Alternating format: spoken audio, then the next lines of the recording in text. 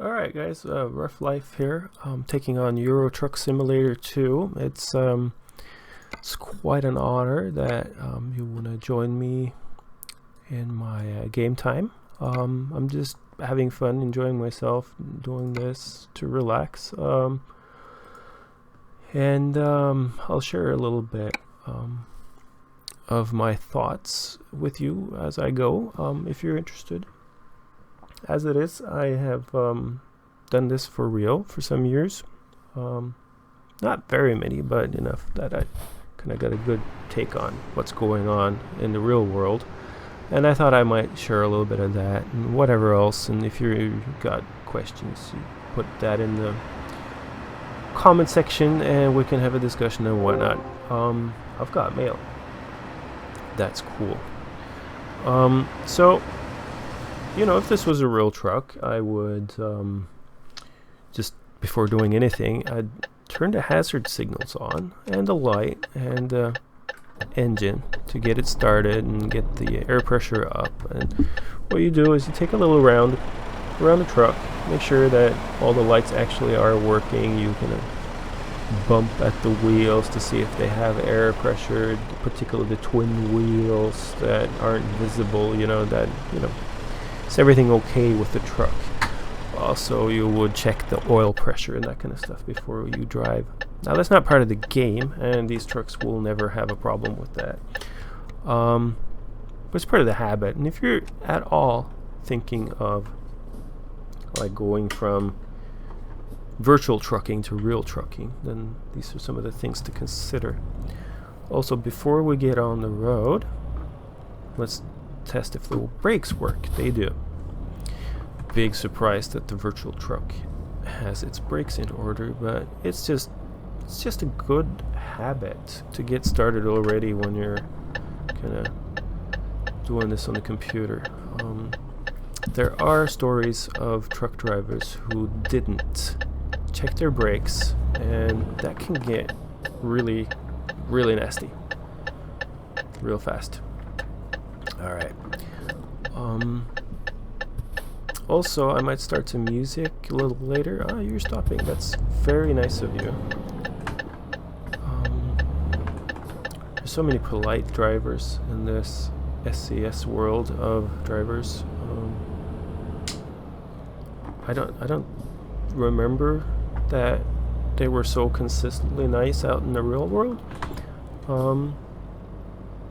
Maybe Germany had a lot of nice drivers. Some other countries, but then you come to like Belgium and you're like lucky to be alive after you've been there. At least on the highways. I don't think Norway's that good either. That's where I come from. Driving around Oslo, it can be a little aggressive. Let's see. Let's get down to 30. It's easier if I'm in fourth gear.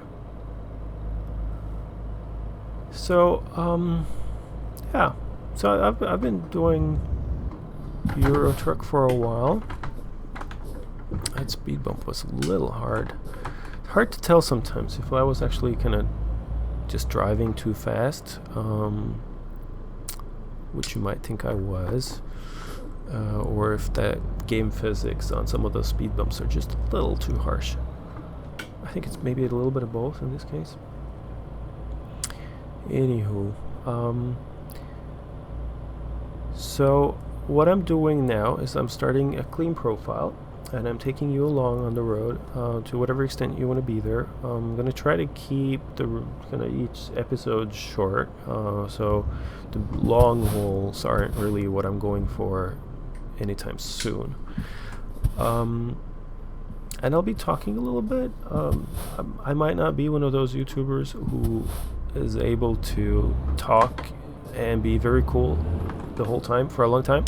So I've prepared a little bit of royalty-free music that I'll just put on in the background. It's royalty-free because I haven't really figured out how to do it in any other way. And then let's see how this goes. Also, I might turn a little quiet when kind of concentrating on the road. habit I have that's kind of driving first, talk second. And even if this is just virtual trucking, I like that habit. Also, I'm using the Klaas economy mod. Trying that because the other profile, like the first profile I had, it didn't take so long to kind of have. I don't have all the garages yet, but it's like I can't hire any workers anymore. That's full. And the whole gameplay kind of loses a little bit of its charm when everything's when there's no development anymore. You got kind of the best truck and there's nothing to do with it. Of course, there's going to come the heavy haulage DLC. That's going to be interesting. But why did you smash into my side?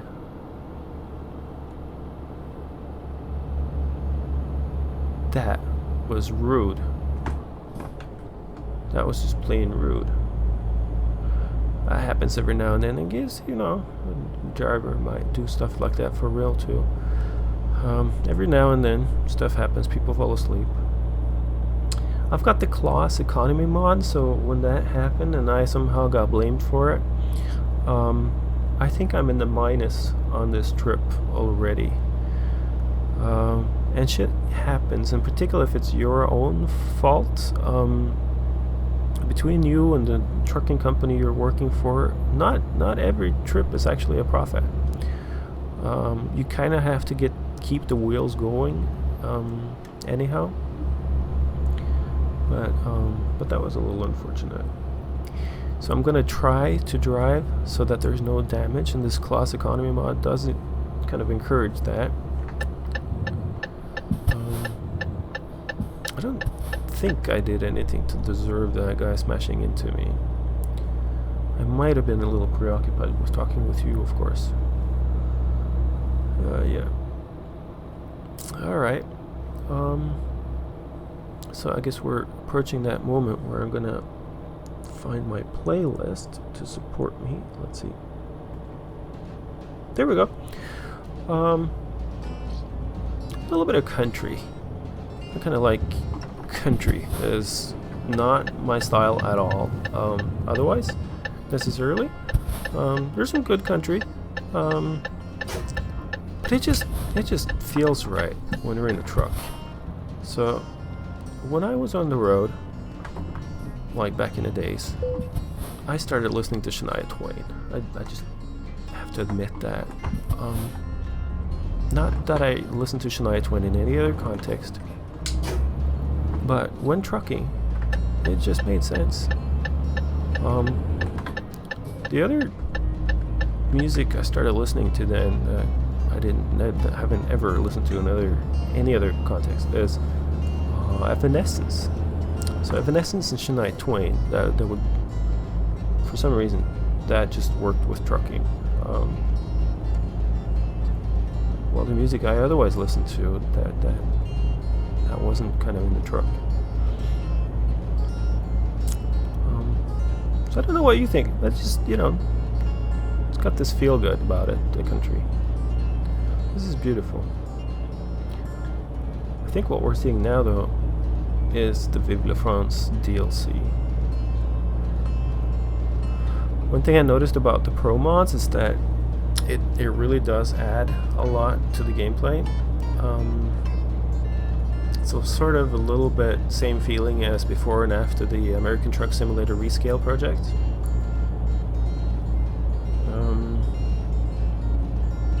Highways are a little better, there's more lanes, better intersections.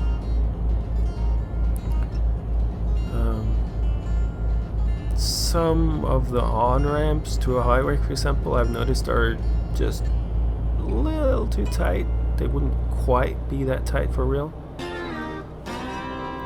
just want to see if I have a retarder. I do. I've got the retarder on my joystick. I use a joystick to look around. and it's a Logitech. And what I really like about the Logitech is that it comes with the Logitech Profiler software, where you can use axis zone assignments. And what I've done with that is that you can kind of put controls on the throttle, for example, in zone areas, so that as I pull the throttle down, I will go through a series of kind of pushing buttons that increases the retarder. So pulling the throttle down is the equivalent then of pulling the retarder in the truck. And then I've set it otherwise so that at the upper side of the throttle, it decreases the retarder. So with the axis zone assignment on the Logitech Profiler, you can recreate the actual truck retarder pretty much exactly the way it works. So let's see here. One thing I found is that it's often good to be in the right lane, because they seem to yield to the right, these AI cars. As a trucker, it's also kind of good because you want to watch out for anything that comes on your right, since you have that kind of big blind zone. So it's kind of good to be where you could potentially just peek over your shoulder to see. So going all the way to the right in those toll booths is actually a good habit. You'll hear some clicking and stuff, and I don't know if you've noticed already from my gearing that I'm using a stick shift. I like that. That felt really good when I got the Logitech G29 with the stick shift. That was a good, very good purchase for this game.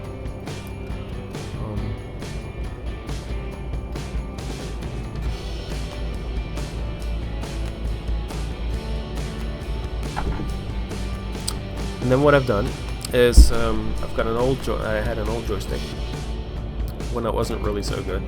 That zone was horrible. Let's see. I'll try not to crash into whatever's going on here. The retarder is good. I've got the brake intensity on minimum, trailer stability on whatever that is, low, I guess, so that it'll tip over if I take a turn too fast, and it feels pretty right. I haven't actually ever had that happen, so I don't know where the limit is, and it depends, of course, from truck to truck. I used to drive containers, and with containers you can quite easily have the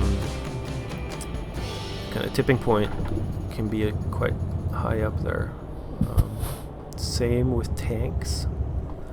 I never drove a tank, but I learned that in trucking school. That is something to watch out for. Like the one ahead of me, he can take a fairly sharp turn and everything's okay. And then as he straightens up, if he kind of overturns when straightening up, then that's when he might tip, because all the fluid goes kind of back to the other side. So there's stuff to watch out for, and I feel the low trailer stability gives you just that little challenge.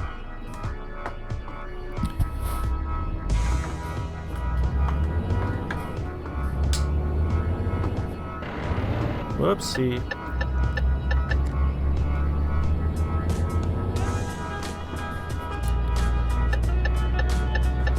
I think I remember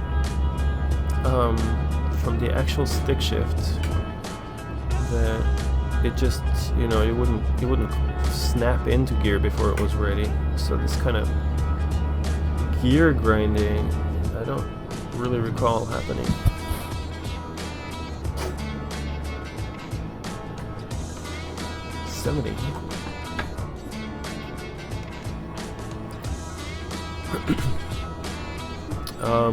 As it comes to cruise control, oh, I'm speeding. I don't want to do that. With the Klaas economy mod, you don't want to speed. Once again, you'll very quickly go into minus. Yeah. There we go.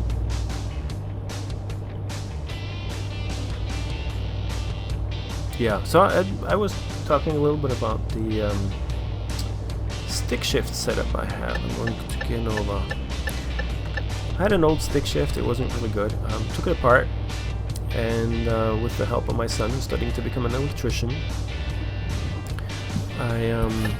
he put on some extensions for the different control cables and attached that then to some switches that I've put on a wooden board, so that I have the range and split controls along with the engine start button and the parking brake, actually kind of as more tactile physical controls, not just kind of generic game controller buttons, and that's a really good feel. So I'll be happy to show that off at some point. It wasn't that difficult to make, and you just need any old game controller that still works. It doesn't have to be one of the expensive ones, because all you need to access is kind of the different buttons. Alright, right turn here, and the journey is soon over, and if you're still listening to me, you might be happy to take a break from my voice. Sure, I'm not used to talking this much. Maybe I shouldn't.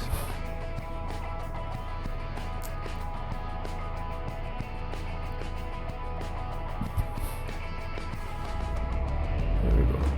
So anyhow, it's a great game, and I can testify that it really is kind of realistic. It feels right. It helps, like I've got it on 3 screens. That's why it's so wide. It's kind of how I see it. Might be a pain for you to look at if you're looking on a phone or pad or tablet or anything. But if you put this on a bigger screen, it's kind of gives a good experience. Well, that's it for now. Feel free to subscribe, post questions, anything.